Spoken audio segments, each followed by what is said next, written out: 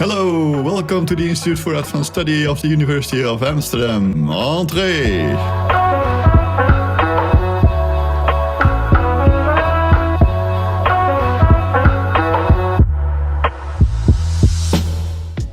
We live in a complex world and we are surrounded by complex systems. All the way from the molecules in our body that keeps us alive, to the 7 billion people living on this earth. And the 7 billion people, they create their own ecosystem, they create their own economy, and they also create the problems with climate that we now are facing. And it's all this interaction of individuals, of components with their environment that we call complex systems. And we want to understand them, and we need to understand them in order to be able to interact with them and to intervene in them. And those complex systems, they have all kinds of interesting, intriguing and remarkable effects. One of the effects is that they can create tipping points, that suddenly something changes without control, or they create locked-ins. And the hard part is that we quite often cannot pinpoint the link between cause and effect. And this blurring of cause and effect, we see it when we try to do interventions in the system. For instance, interventions in HIV, in the spreading of HIV. If we get better medication, then the remarkable thing is that the virus actually spreads more within certain subpopulation. And that comes because the viral load is lower, but it's not zero. And people change their behavior because of better medicine, and so you get more spreading. So these feedback loops we need to understand, we need to unravel. And unfortunately, we cannot take this complex system apart and look at the parts and then think that we understand it. It is like, creating a thought that comes from our brain, it comes from our neurons that are firing, but how much of the thought that we create are, within one neuron, or how wet is one molecule of water? There's just no way we can describe it like that. So what we need to do, we need to look at the whole thing and also understand the parts. And that's what complexity science does.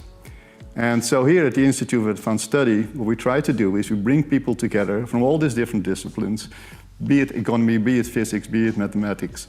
We bring them together, be it philosophy, I should say, bring them together and then see if together we can think about this. But for that we need three things. We need to have a common problem, we need to have a common language, and the language could be complexity science, and we need to have a common space. And the space is here at the Institute of Advanced Study.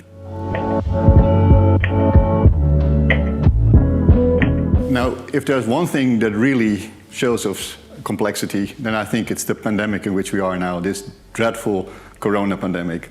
Someone who can really inform us about that and the relation in the complexity is Caroline Strongs. So let's go and listen to her.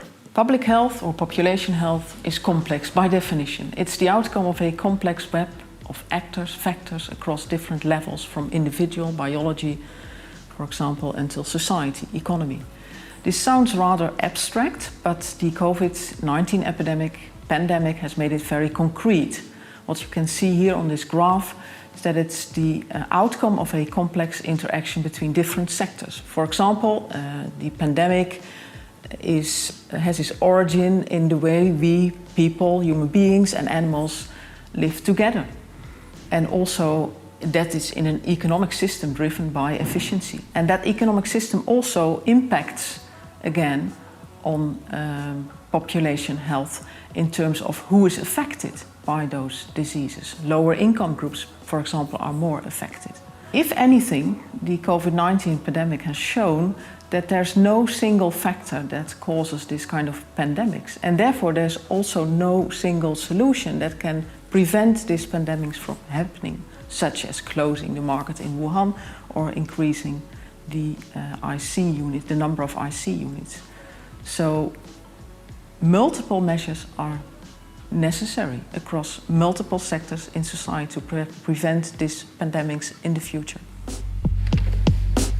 After this wonderful presentation by Caroline Strongs on the situation that we live in now, which is really showing how everything is interwoven in this pandemic, it's time to start thinking about what are the underlying dynamics and how can we understand this emerging process where suddenly shocks come into the system, shocks that actually are unpredictable. And when these shocks happen, can we then kind of allude to the next phase of it? One person who's doing beautiful research on this is Danny Boschman. He's investigating the link between, and now pay attention, the link between ecosystems and mental health. There you go, how complex can things go? Let's have a look. If a person sleeps badly at night, the next day they may be fatigued and have concentration problems, make mistakes at work, worry about the implications of these mistakes, and at night sleep badly again. Or a person may avoid an object of fear and through that avoidance keep the fear intact. Or a person may try to win back the money lost in gambling through gambling. In all of these cases, you see interactions between diverse sets of problems that fuel and sustain each other. And we describe these interactions in terms of a network, a complex network that describes the interactions between these problems. And behind me, you see a representation of the interaction between mental states for a single patient that was measured for over a year. And what's really interesting to me is that we can describe the structure and dynamics of a network like that using the same techniques that are used to describe the collapse of, for instance, ecosystems. And that, for me, is also the essence of the Institute of Advanced Study. We try to develop a common vocabulary to understand the evolution and dynamics of these complex networks, whether they are financial markets, ecosystems, or, in this case, psychosystems. So listening to Danny talking about transitions and talking about this emerging property, this systemic response of a complex system, that begs the question, what lies underneath it all? And we start to think about how things, emerge from, on the macroscopic level, from things that are underneath. We intuitively turn our thinking to the natural sciences. Natural sciences where we study molecules and we study the interaction of molecules and things like that. So we go all the way from the smallest, which we describe in quantum mechanics, to the biggest, which we describe in the classical mechanics. And you can ask yourself the question, when I think about one molecule of sugar, how sweet is one molecule of sugar? Which is a nonsense question, probably. But then how sweet are 10 molecules of sugar, or 100, or 1,000? And when does that sweetness actually arises? Thinking about such things, we have to turn to one particular person, and that is Jay Armas. Jay, we have in virtual reality for you. Let me see if I can get him. I'll switch on this thing and let's see what happens. Jay, are you there? Emergence is the notion that the whole is bigger than the sum of its parts. So if you have a microscopic system that is built of many individual elements and you zoom out, you will be able to see collective behavior that is very different than the individual behavior of the microscopic constituents. That is emergence. And emergence is everywhere. It's all over nature. Some examples you can see in front of you, such as the motion of a flock of birds or a motion of schools of fish. And if you look into the microscope, you'll be able to see the motion of a collective group of bacteria. Now, emergence appears at all length scales, from the smallest scale, say the Planck scale, all the way to scales of the observable universe. And perhaps at the Planck scale, you'll find a quantum system described, say, by string theory, and at the large scales, you'll find classical general relativity that deals with the motion of these astrophysical objects. How to go from one to the other is one of the questions, the most important questions in science, for which there are not many ideas about. In general, how to describe the laws of the macrocosmos from the laws of the microcosmos is one of the most important questions in science, and one that drives several parts of research at the Dutch Institute for Emergent Phenomena and at the Institute of Advanced Studies.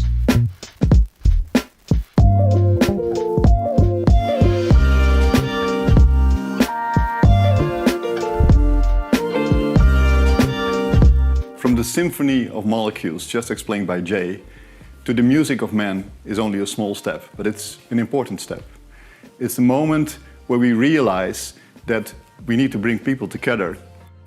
And what we do, we have people sitting together, one playing drum, one playing bass, one playing violin, and all this together creates this beautiful thing that we call music. How does that work? How does it work in our brains? How does it work in the individuals? This is research that Henk-Jan Honing will tell us about. I'm interested in music, the capacity for music, to be precise. So the talent that we all have in listening to music. What makes music moving? Why does a melody stick in your mind? Why does every culture, virtually every culture in the world, have music? Those are the questions that we're interested in. And we study that in an interdisciplinary way. We use techniques from psychology, from computer science, and even biology in trying to understand the capacity for music. We do that in two ways. We look at cross-cultural information, and we look at cross-species information. And the cross-cultural work that we do that with engaging games. So we do that via the internet, and we invite people from all over the world where there is internet to do these listening games. And as a side effect, we get this enormous view of all the skills that people have when they listen to music.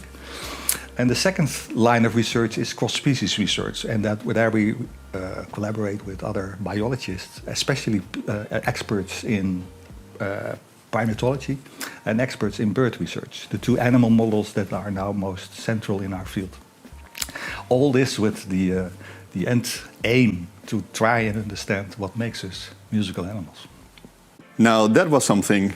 Henk Jan and music, that is the thing that really makes me going.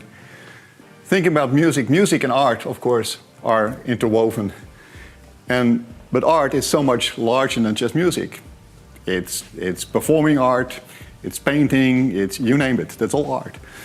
And what we want within the Institute of Advanced Study is to make sure that we also have the, let's say, the artistic view of what is happening, and also the artist view, so how the artist actually can contribute to helping us understand these systemic things that we've been talking about.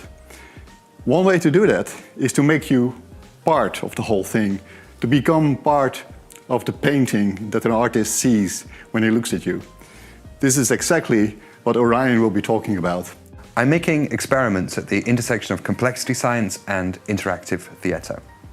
So rather than use a traditional theatre script, we simply use rules or constraints to alter the interactions between people. And theatre becomes an emergent, self-organizing system or agent-based model made of people. In these exercises, you can see the participants are following rules to see what emergence collectively happens.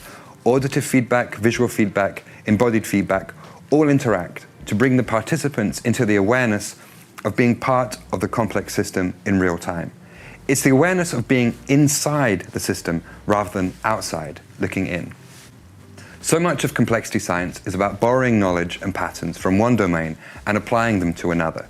So the ability to access that information that's inside your own body and in your interactions with other people in your environment is crucial to understanding the other kinds of systems and expanding our awareness.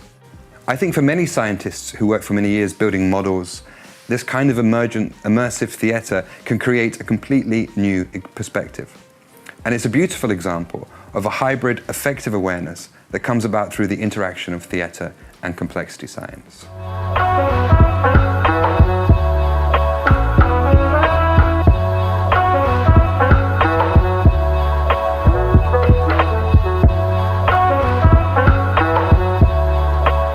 Now that we've heard and seen all these beautiful examples from molecule to man, if you like, about complex systems, you start to wonder what happens if I intervene in a complex system.